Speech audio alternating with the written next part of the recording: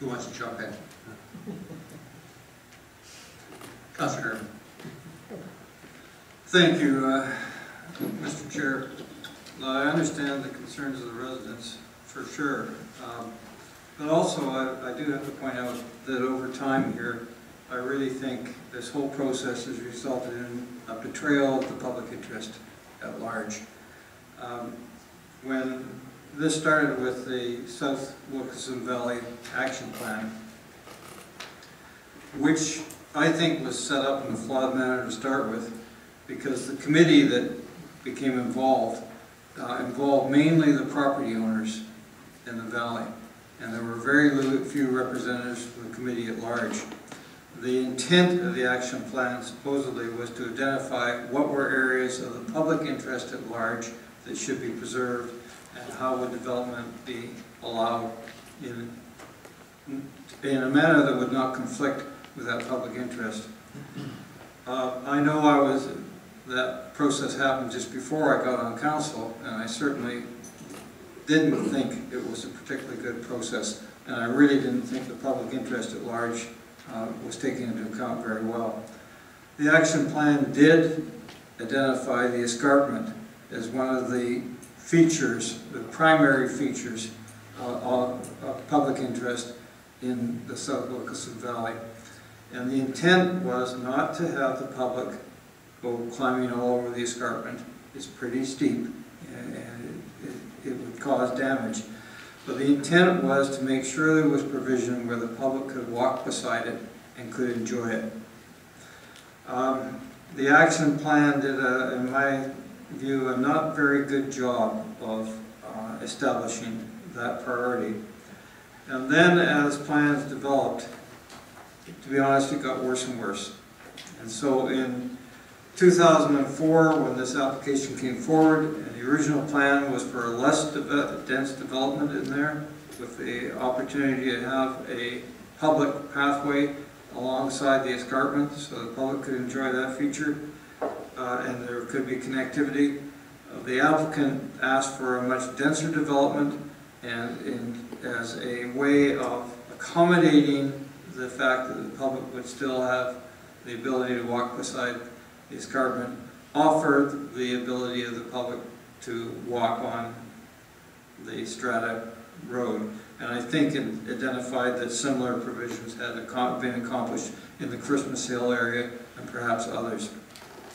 I thought then that it wasn't a great trade-off, but it was the only trade-off that was offered, and in my view, unfortunately, council accepted it. So now we get into this difficult situation where the residents of the strata find this awkward for them, and the public is left with less and less and less. And in this case, we'll wait to hear the others on council, but my inclination is to say, no, I'm not going to back down further on the public interest.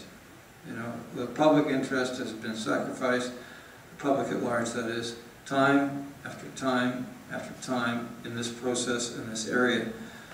Maybe there's almost nothing left of it, but I don't feel that I'm inclined to sacrifice the last remnant of that public interest. Thank you.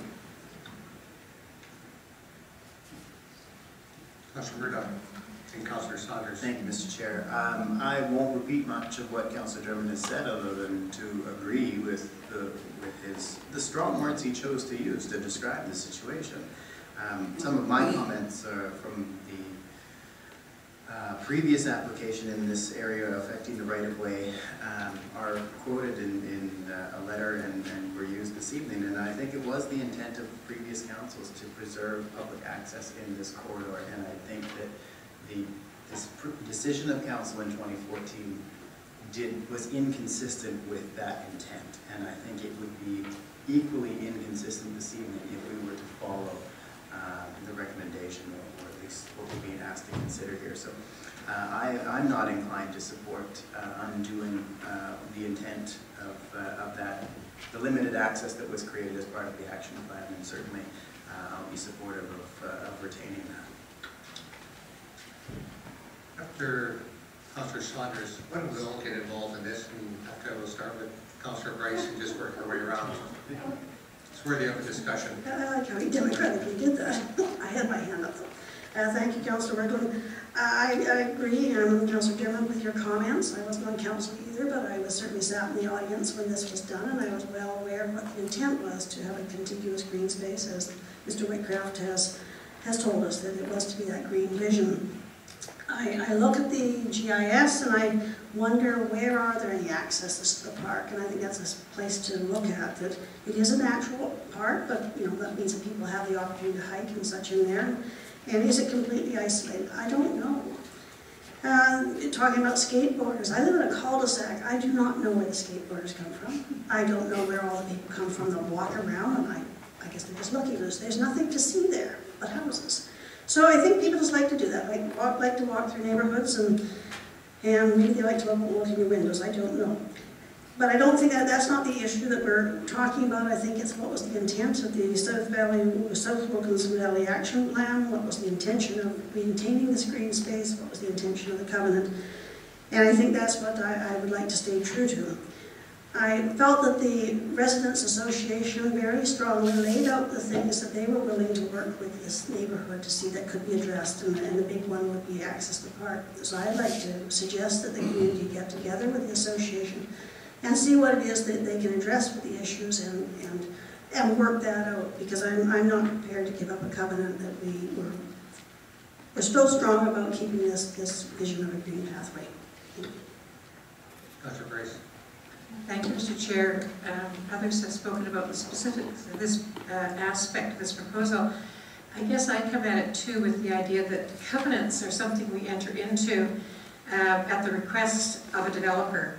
And oftentimes at that podium, a covenant has been the showstopper or not about a proposal going ahead. And I consider it to be really a commitment to the community when we say that we'll enter into a covenant, that it will indeed be carried out.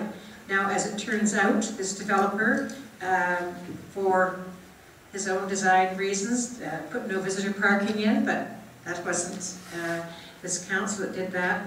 And I think that, as Councillor Sanders says, I back on Amblewood Drive every day, and out of nowhere come skateboarders. We don't want any safety hazards, but the case has to be so overmade for me to step back and either extinguish or modify a covenant which both parties went into willingly and knowingly. And at this stage of the game, that day may come, but to me that case hasn't been made yet, that I'm prepared to say, even though I wasn't here in 2004, council of that day made a commitment. And I have not seen the evidence that we should step away from that, so I'm not going to support the recommendation. Mayor Atwell, would you like to weigh in on it? Councillor Brown. Thank you, Mr. Chair. So I was one of these councillors that was here at the time. So I have a long history about this valley, because it used to be very fertile farmland. There was a real commitment of council about the connectivity of a trail network through this valley. This valley developed into very density. The applicant for this particular project came forward and wanted more density and offered up the covenant. So I'd be really hard-pressed to remove this covenant. When I read the Strata Corporation letter, one of the things they want is to be able to allow parking of vehicles on this Strata road. They've had some challenges with the type of surface and whatnot. But I live on a cul-de-sac too, and I can tell you, I get cyclists and people with dogs. They don't live in my neighborhood, but they come up and around my cul-de-sac and walk around. So I do recognize that some of the driveways are short, because I've been to this site.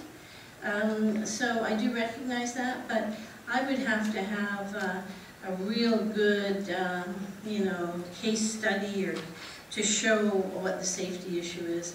I think that on all roads, whether they're strata roads or any of our roads, you just have to be very careful. And, you know, this is a very active place because of the amount of development we allow to go in the valley. So I agree with the community association. I would hope that maybe they could get together with the residents. I don't know if some signage would help. I don't know any of that, but I'm not willing to give up the covenant at this stage. Thank you. Councillor Hayes. Thank you for recognizing me, Chair. This is a very interesting one, and I wonder if with conversation between the Strata Unit and the Community Association, when I look at the map here, and I apologise, I need to walk the area, but when Councillor Plant shared his view there, I'm not sure where that walkway goes on your driveway. How does it get around the end of the park there? But I do see at the, I think it's the north end, there's a bit more green space.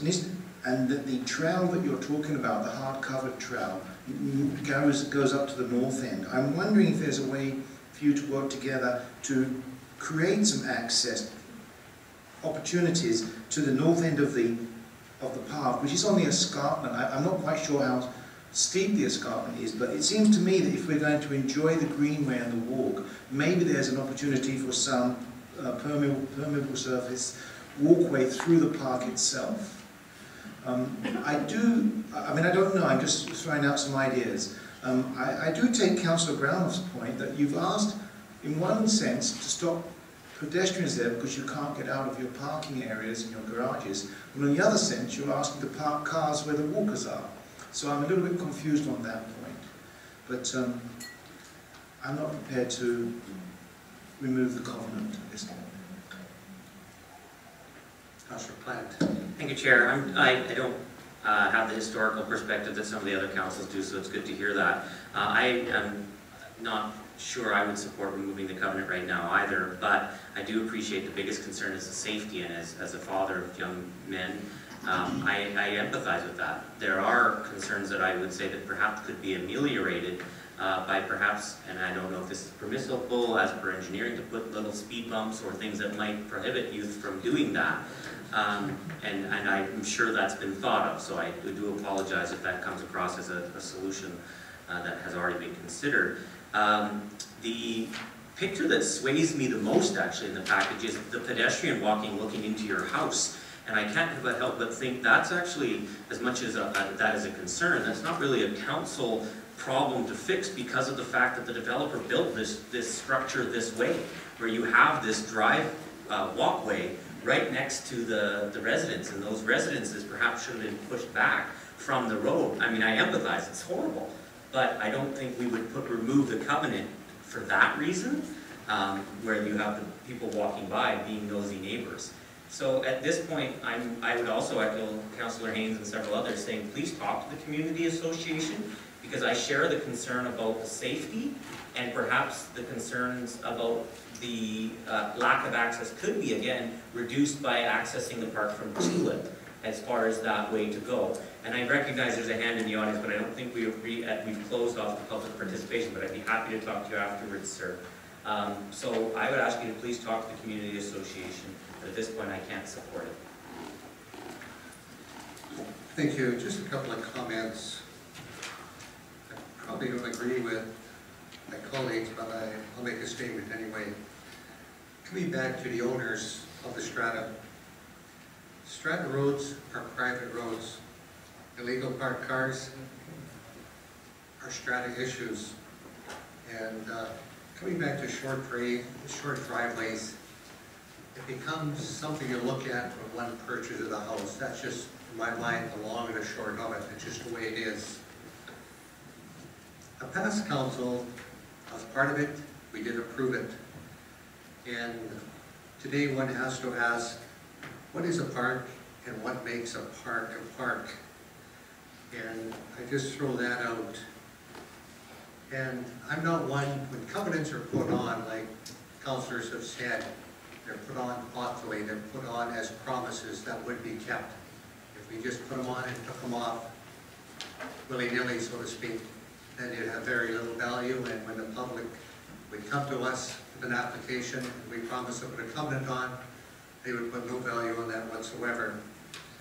But having said that, when we do approve a development, it's my hope, and I think our hope, that it does work out in reality for future homeowners. I believe that's important. And if it doesn't, then I think we as council, looking back, have to ask ourselves, did we make a mistake? Did we err? And I believe there are times when we as council do err. Believe it or not, we do make mistakes.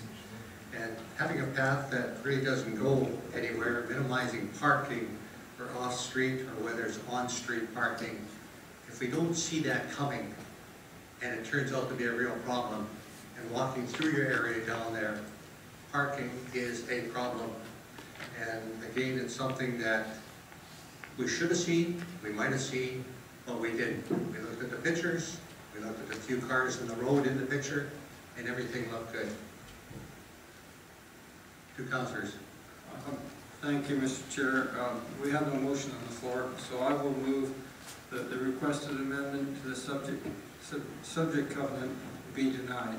Second. Okay. Sorry about that.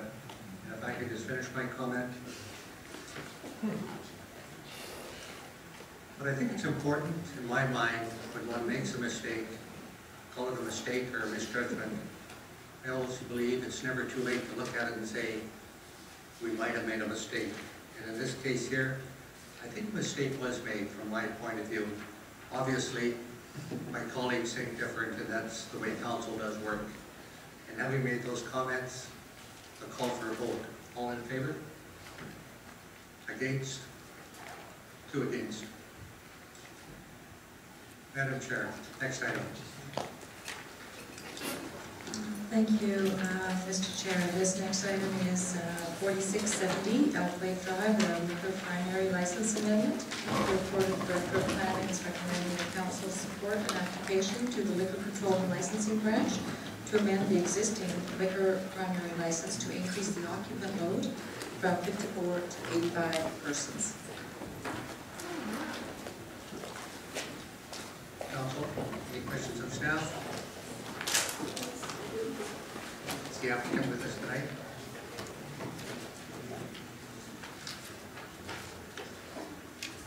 Good evening, Mayor, members of council.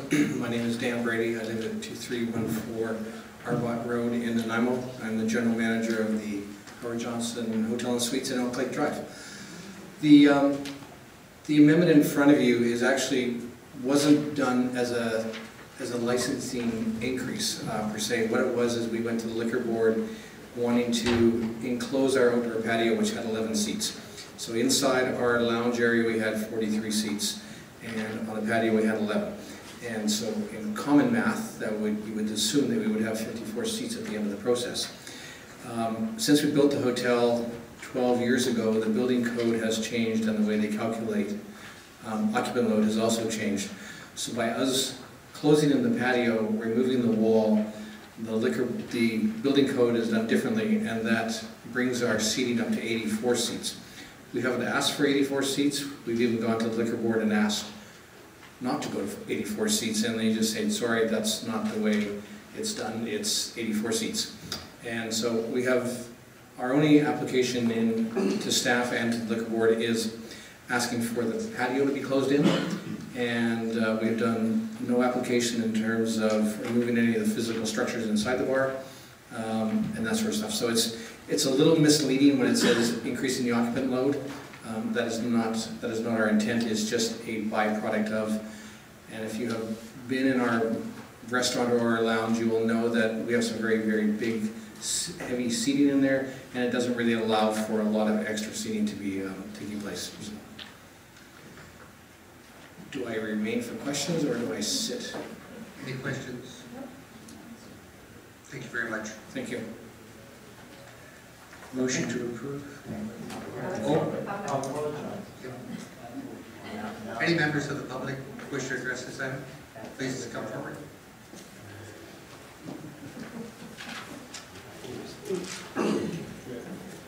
Mr. Mayor, Mr. Chairman, members of council, David Hogg, 4678 Elk Lake Drive, very close neighbor to the Howard Johnsons. We were puzzled because as a strata association, I served on that strata for 7 years, My wife has succeeded me in the last 2 years, and she is presently the president, although she doesn't want to come up and stand beside me. She's delegated me. We've had a good relationship with the previous management, Brian Martin. I don't have met this gentleman. We were never notified that this was taking place. I noticed in the planning director's report to council that you got feedback from the Lady of Fatima Parish, which is 100 meters down the road, the other side of the road. You didn't get any feedback from Canner Nurseries, which is the closest one on the south side. Royal Oak Estates residential section, and we're part of the same strata as Howard Johnson, 1086. We're about 10 meters north of Howard Johnson, and the other side of the private roadway to the north is Berwick. You had a response from Berwick, and you had a response from Lady of Fatima Parish. No mention of the Greek Orthodox Church, which is right beside Canner, which is even closer than Lady of Fatima. So I'm not sure how this information was sent out. We as a strata never received anything. We'll ask a question. If I could, please, I'd like to comment on the actual application. So my concern is mainly, there are 15 visitor parking spots that we share, that is Berwick, Howard Johnson, and Royal Oak residential part. We are all three part of the same residential complex, Strata 1086. Berwick is sectioned off. Howard Johnson's and the residential strata that I live in are not sectioned. We share that. It's a common roadway. It's on the city plans. It's been land titles and so on. Many evenings on the weekends, those 15 spots are fully taken. If there's any increase in the number of people showing up at Howard Johnson, and I have been there in the restaurant and the lounge, and I've enjoyed it. But having said that, where are these extra folks going to park? I'm not sure if this is being addressed or not, or whether the new manager can address that or respond to my concerns. But also I'm curious of why we got left out of the consultation process until tonight. Thank you very much. Anyone else? Good evening, Marcia Henderson, 660 Goyette Road, and I'm speaking tonight as president of Royal Oak Community Association. I believe it was Mr. Brady that gave our association a presentation on what was going to be happening, and none of our members had any objection. I did request that, I had some difficulty getting a hold of him to get some information. I did request of him that he contact his immediate neighbors, in particular the residences around that area, and make sure that they understood what was going on, get their feedback. Beyond that, none of our members had any objection.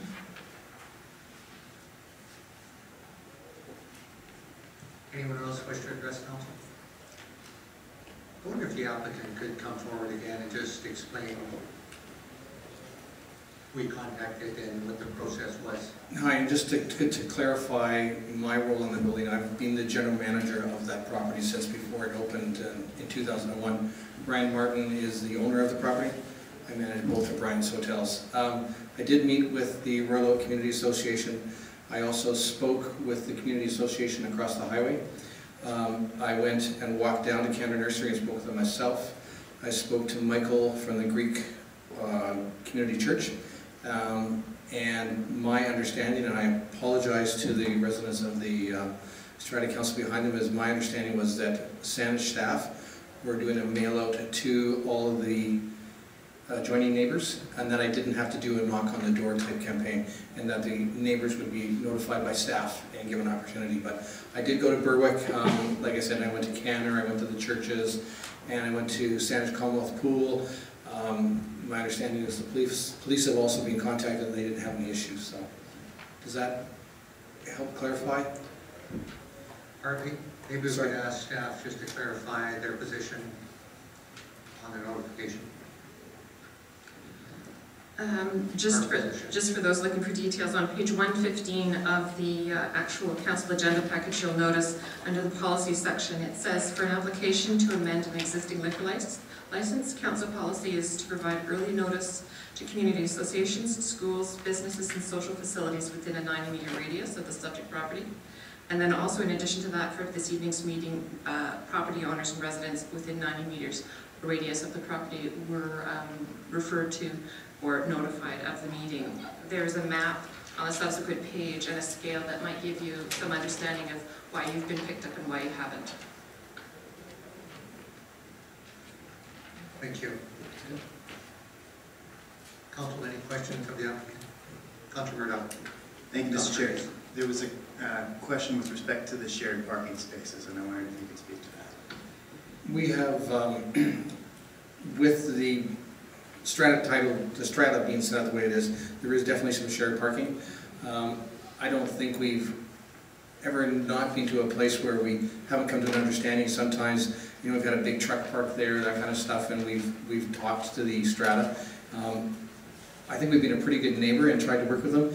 And I think what's, like I said, what's lost in this is that the staff report indicates there's an increase in occupancy load, which it is because of the code being changed, but we really, all we were looking for was to bring those 11 seats inside, and we might maybe go from 43 seats, maybe if we go to 50 seats, that would be the max. And you know, our concern is, first and foremost, we need to have parking spots for our overnight guests. That's where the money is when you're in the hotel business.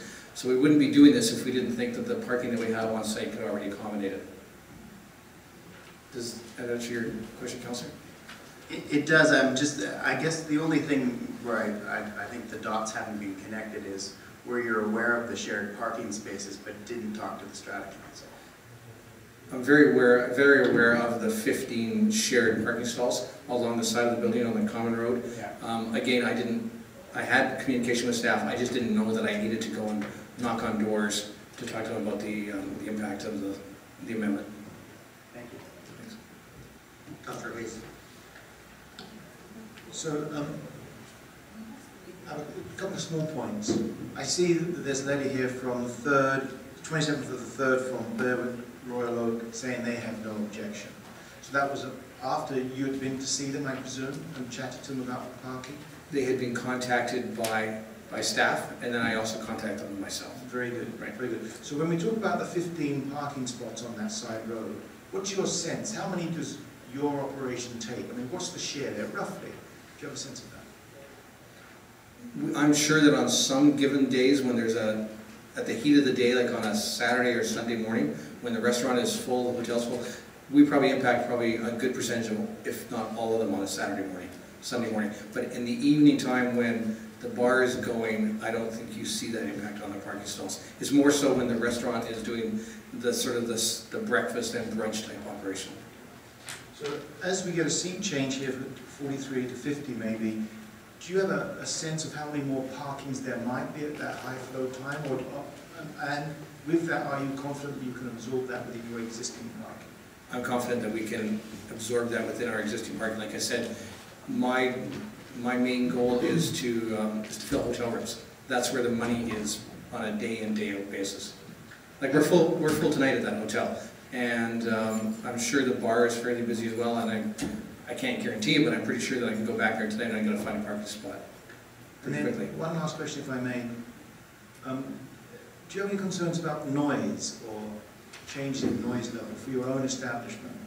No, and we're the corporate hotel for WestJet Airlines. We board all the flight attendants, all the captains. Those people are leaving anywhere from 5 o'clock in the morning and arriving sometimes at midnight, and sleep and quietness is paramount for them. And I can honestly tell you, I've never had a noise complaint generated by them or by the neighbors for that matter. Thank you very much. Thank you. That's fine. Councillor Grace. Move approval of the recommendations. Second. Okay. Anyone else? All in favor? Against? Carried.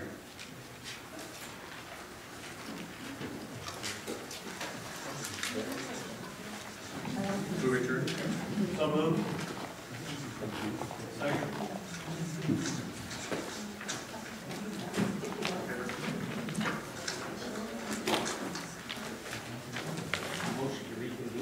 No, actually, we're back to the council meeting. We need to ratify the items from committee of the whole.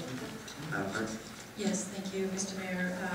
Initially, we had considered ratifying the 4664 Cordova Bay Road. That is no longer necessary at this point, as the item will be coming back with the bylaw amendment, so we'll be dealing with that subsequently.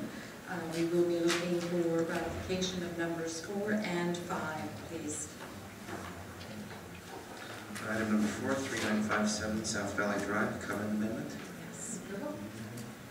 Second.